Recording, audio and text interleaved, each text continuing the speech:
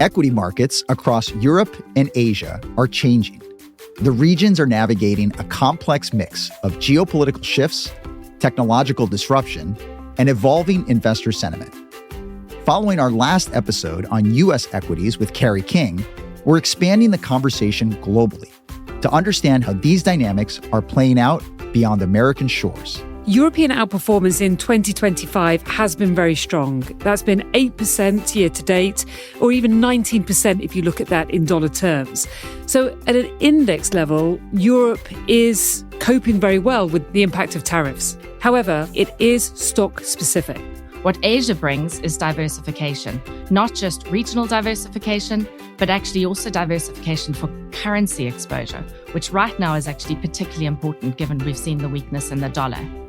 Welcome to The Bit, where we break down what's happening in the markets and explore the forces changing the economy and finance.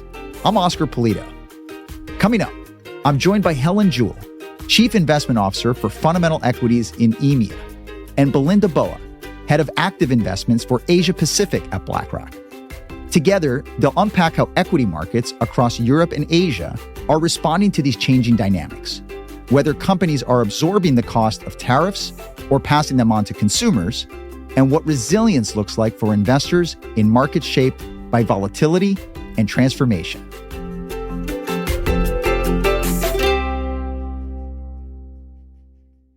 Helen and Belinda, thank you so much for joining us on The Bit. Great to be here. Thank you for having us. Thank you so much for having us both here today. Belinda, thank you so much for joining us all the way from Singapore. It's great to get your expertise from you being on the ground in Asia. We've talked a lot about global equity markets and the volatility since Liberation Day in early April, but the impact of that is very far-reaching. And so I'd love to hear your views on how is it impacting the equity markets in Asia and how are companies navigating this? Well, thanks, Oscar. Look, tariffs are going to remain a key theme for our markets this year.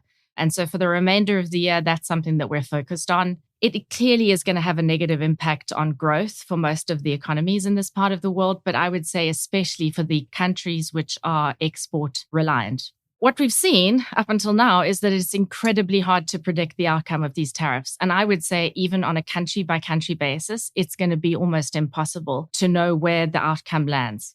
But we do know some things. First of all, we know that it's likely to take longer. And so I expect there'll be some volatility over the coming months as the windows for these pauses come to an end. Secondly, we know that there are going to be certain sectors that are more impacted than others. Sectors like steel, autos, electronics, they're going to be more impacted. And then, of course, we all know that China is going to remain at the front and center of this tariff war. So how are companies actually dealing with it? What are we seeing? Not really that much difference from what's been happening over the last couple of years. Companies are rethinking their strategies and they're trying to build more resilience in their supply chains. Asia has a very big competitive advantage when it comes to goods production. And we do expect to see more companies moving their production locally and regionally, but also to new markets going forward. The other thing that we're seeing actually is companies using the free trade agreements that exist. I expect we should see more of those and far more collaboration across the region as companies are looking to rewire their supply chains. So even though tariffs, I think, are negative for this part of the world, they are going to have an impact on growth. They are driving uncertainty. There are opportunities. We need to look for those new markets. We need to look for sectors that are perhaps tariff exempt, like pharma. And then we need to look at companies that are able to adapt very quickly to this changing trade regime. And so, Helen, staying on the topic of tariffs and the impact on companies around the world, I'd like to now bring the lens over to Europe and what has been the impact on European companies. I know, for example, that companies like Nestle have said that they are able to absorb the impact a little bit better. And I think some of that is because they have a lot of production already in the U.S. Is the Nestle example unique, or is that a common theme across European companies? Well, it is very stock specific, but let's start with the top line first. European outperformance in 2025 has been very strong. That's been 8% year to date, or even 19% if you look at that in dollar terms.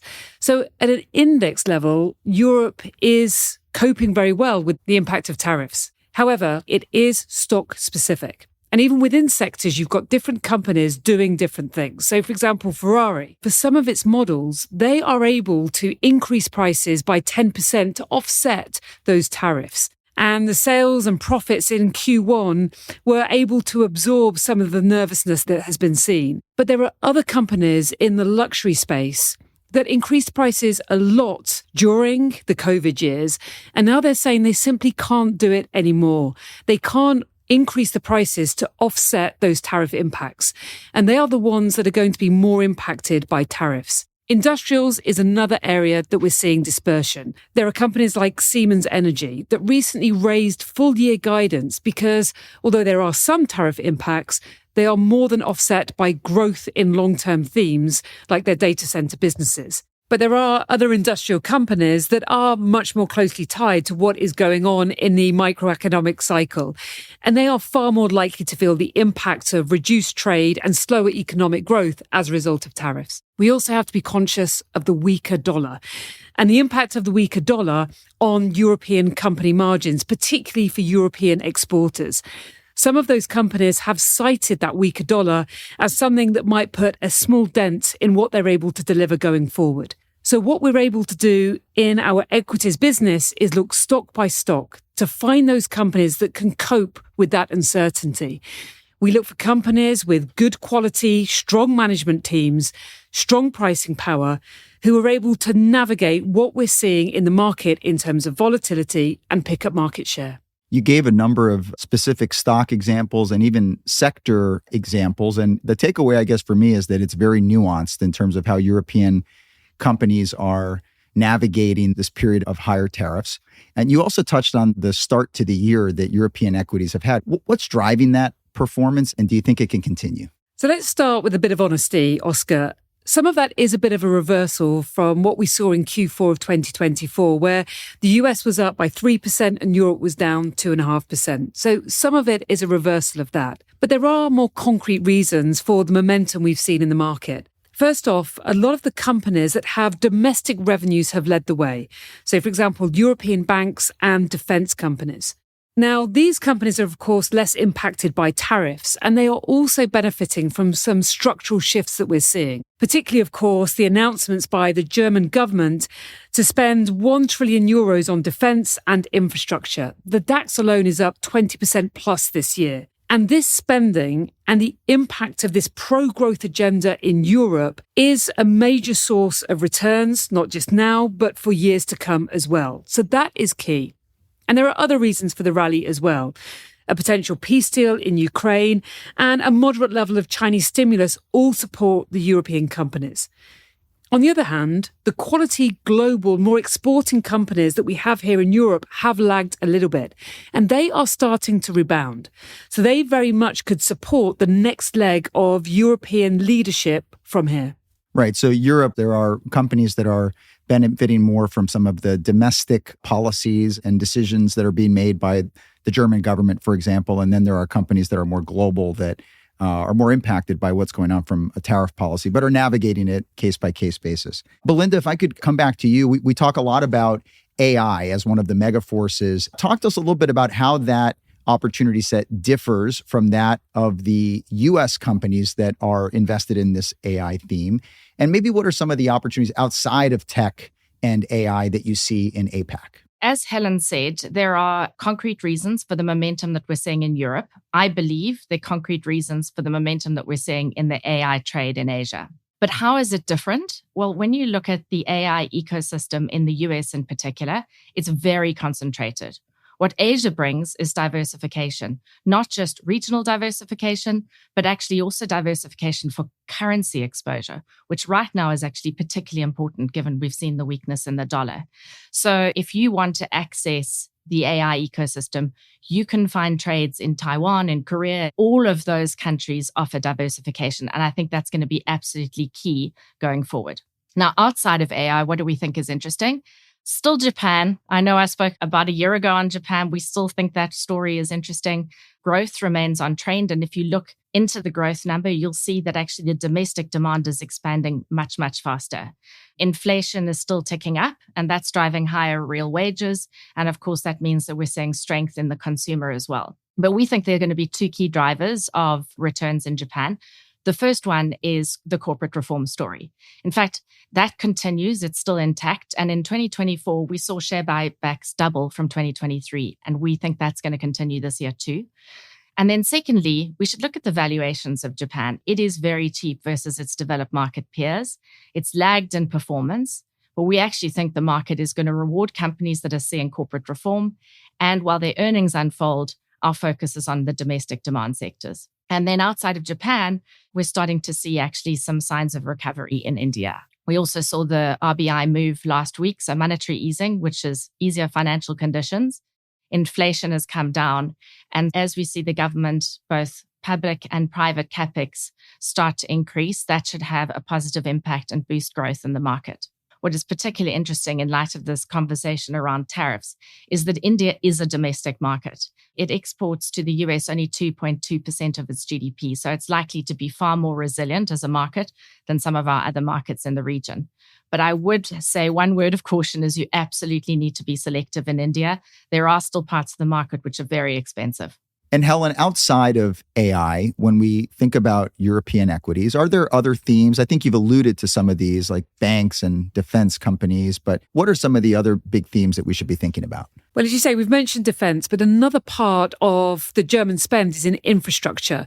And infrastructure stocks are really important at the moment. They are resilient. They're not impacted by tariffs. By their own nature, they are very domestically focused. And they've also got a real earnings growth that is linked to the mega forces, not just like AI, but also the energy transition. So infrastructure stocks are really important. We've talked about banks a little bit, but I would like to talk about them a little bit more. Because historically, they've been very cyclical names. But actually what they've been doing recently has been behaving much more defensively. And we still see that there is potentially further to go within the banks than we've already seen. Why? Firstly, they return capital to shareholders. Up to 25% of capital is being returned to shareholders by buybacks and dividends in the next few years. Secondly, they are benefiting from strong corporate positions and strong consumer positions, and that is very beneficial for the banks. And thirdly, they have structurally changed a lot since the financial crisis, when they were required to have very strong capital basis. Be selective within them, but European banks still have further to run. And a couple of other areas, gold equities. The gold price may have run a long way, but the equities have actually lagged a little bit in how they've responded. And we think that they can be very profitable, very high cash returns, cash generative companies, and their costs are also lower at the moment due to oil prices. And one other, industrials. We touched on this one a little bit, but it's a really interesting way of playing the AI theme, as I mentioned already, because European industrial capabilities are across that AI infrastructure stack. And also they've pulled back quite a lot because of nervousness on tariff concerns, providing a really interesting buying opportunity in high quality names in the industrial sector. And Helen, you've touched on sectors, but we're sitting here in London. And so I have to ask you about the UK, which has been a market that you've actually highlighted in previous episodes as an interesting opportunity set, perhaps a little bit more insulated from some of the trade policy headlines that we've seen this year. What's your view on the UK? Thank you for asking me, Oscar, because as you know, I do get very excited about the UK. It is an index that continues to do well because it is showing how resilient it can be and how a trade beta perspective, it isn't as exposed to those tariff concerns. It's very services driven, it's very defensive driven. And on top of that, it is also a high yielding index. The FTSE 100 dividend yield is around 4% compared to the S&P, which is around 1.5%.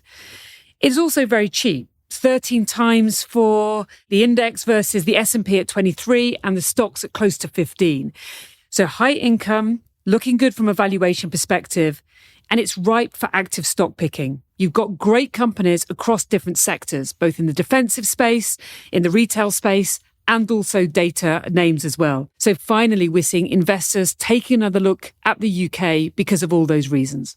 We've talked to a couple of your colleagues recently, Tony DeSpirito, Carrie King. They've said a lot of the same things around being selective and that there is more breadth in the market, more sectors sort of participating in the opportunity set. And it sounds like you're talking about some of that as well in Europe. Helen and Belinda, you're both experienced investors who have been through periods of market volatility and ups and downs. Belinda, in Asia, volatility is also very prevalent. It has been this year. It has been for many years. What's your counsel to investors? What do you tell them about how to manage those ups and downs? Look, volatility in our markets is actually a benefit. It creates opportunities. But this volatility that we've recently experienced is pretty unusual because, as I said before, it's incredibly difficult to predict the outcome of these tariff negotiations. So I would say to manage this going forward, we don't really want to try and predict that. But really what we want to do is use this volatility, especially for being more tactical, being more active. Secondly, we also know that the markets react far more to negative and positive news. And that was exactly what happened this time. So we've seen some pretty big drawdowns. And that, I think, is an opportunity for us to stick with our high conviction views and use those drawdowns as better entry points into the market. And then the third thing I think is interesting is diversification. So this is a conversation, or at least a topic in Finance 101 that everybody's always spoken about. But actually over the last 10 years or so, given US exceptionalism, you haven't needed diversification. I think that comes back. In this environment, we're faced with far more global uncertainty. It's going to impact economies across the world. It's going to impact asset classes. And therefore, I think diversification is going to be absolutely key going forward. So as Helen said, Europe offers different opportunities, different themes, different markets. I think Asia, given the diversification that we have across this region, for the same reasons, will massively benefit from the diversification trade. A common theme that I'm hearing as I listen to both of you is we talk about equities as this monolith, sometimes as an asset class, but when you dig into specific countries, specific sectors, and specific companies, you see that the opportunity set really varies. Belinda, when you think about the APAC region, and also Helen, when you think about the European region, what are you both seeing in terms of how these markets have evolved over the last year? And what are you seeing in terms of 2025 and beyond? Look, our markets, they evolve incredibly quickly. The market dynamics change in this part of the world. I want to try and maybe call out three themes that I think have already started to play out and I think will have a number of years still. The first is obviously the rewiring of these supply chains. What we're seeing is a very big, a massive decoupling of trade between the US and China. But actually, at the same time, exports into Europe and to Asia are increasing from China. So we think that's going to continue. And of course, that provides opportunities in these markets and markets globally. The second is just in technology. This part of the world has incredibly rich tech talent pool.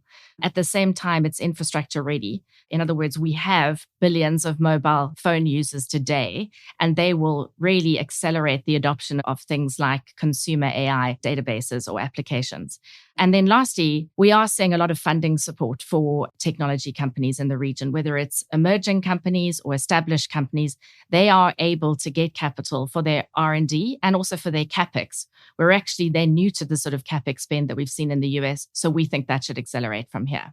And then the third theme, which I think we sometimes forget, is just the growth of the consumer base. So Asia is currently home to 55% of the world's global consumers. By 2030, just the three countries of China, India, and Indonesia will increase that by 830 million. And then if you think about the fact that actually we're seeing rising incomes in some of these countries, that is going to be a huge consumer, fast-growing market going forward, which again, I think provides big opportunities, investment opportunities into 2025 and beyond. And Helen, what about you? When you think about the last year and how the opportunity set has evolved and what 2025 has in store and then beyond, what should we be thinking about for European equities? Definitely the key thing from European equities perspective is thinking about these global exporting names. Yes, Europe has done very well, but so much of that has been driven by the domestic names that we've seen, by the banks, by the defense names. We have some really good companies within Europe that are global exporters. 40% of European revenues are within Europe, but that means 60% are outside of Europe. And year to date, it's been about those companies that have that 40% exposure. I do think the rest of the year is going to be about the companies that are more globally producing. And we're going to find investors, as they've diversified their portfolios, revisit those names. And as both Tony and Carrie have said, what this volatility in the market gives us is opportunities for active stock pickers, where you see those names that have pulled back because of tariff concerns, but actually they are very strong, globally exposed companies who are exposed to AI themes, who are exposed to energy transition themes, and now is the time to buy them when they're at really interesting valuations. Well, we do take the bid on the road from time to time. And being in London this week and hearing from you, Helen, as you're living and breathing European equities day to day. And Belinda, thank you again for dialing in from Singapore. Again, you're living and breathing the Asia Pacific equity story day to day. Sounds like there's great opportunities in both of these regions. And we appreciate you sharing that expertise with us here on The Bid. Thank you for joining us. Great to be here. Thank you, Oscar. Thank you, Belinda. Thank you. Thanks, Oscar. Thanks, Helen. Thanks for listening to this episode of The Bid. If you've enjoyed this episode, go back and check out our last two episodes with Carrie King on U.S. equities and Tony DeSpirito on stock picking during volatility. And subscribe to The Bid wherever you get your podcasts. This content is for informational purposes only and is not an offer or a solicitation. Reliance upon information in this material is at the sole discretion of the listener. In the UK and non-European Economic Area countries, this is authorised and regulated by the Financial Conduct Authority. In the European Economic Area, this is authorised and regulated by the Netherlands Authority for the Financial Markets. Reference to the names of each company mentioned in this communication is merely for explaining the investment strategy and should not be construed as investment advice or investment recommendation of those companies. For full disclosures, go to blackrock.com/corporate/compliance/bid-disclosures.